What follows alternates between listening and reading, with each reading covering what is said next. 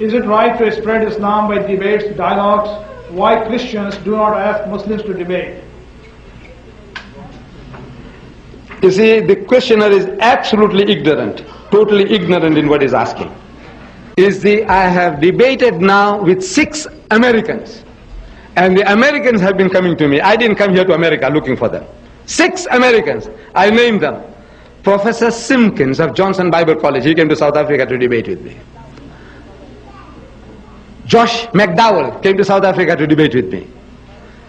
Dr. Floyd E. Clark from Johnson Bible College, he came to England to debate with me.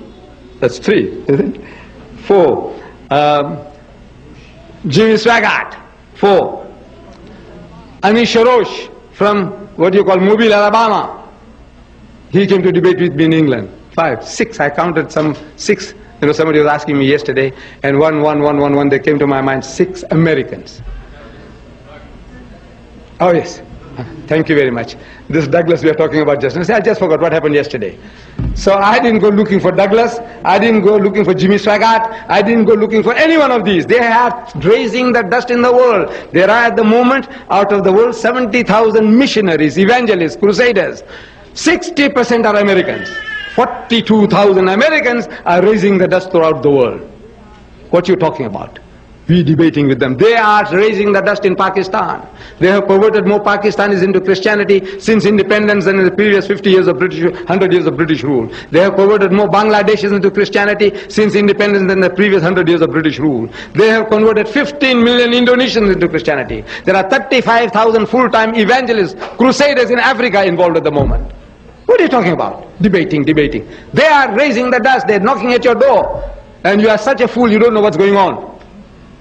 Unless, hypocrites. I meet hypocrites here in your country. A doctor tells me, he takes me at the last trip of mine, somewhere near Detroit, Ann Arbor. Is there a place like that? Yes.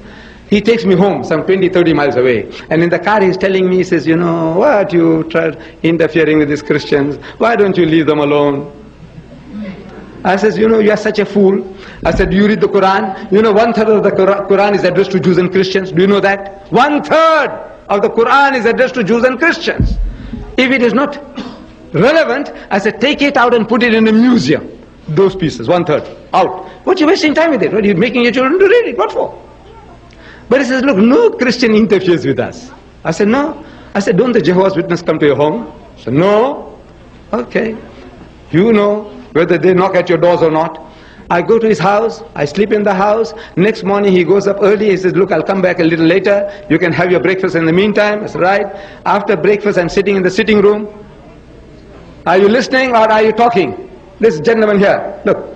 Are you listening or you want to have a discussion now? I was having a discussion. But this is not the time. Look. Sorry.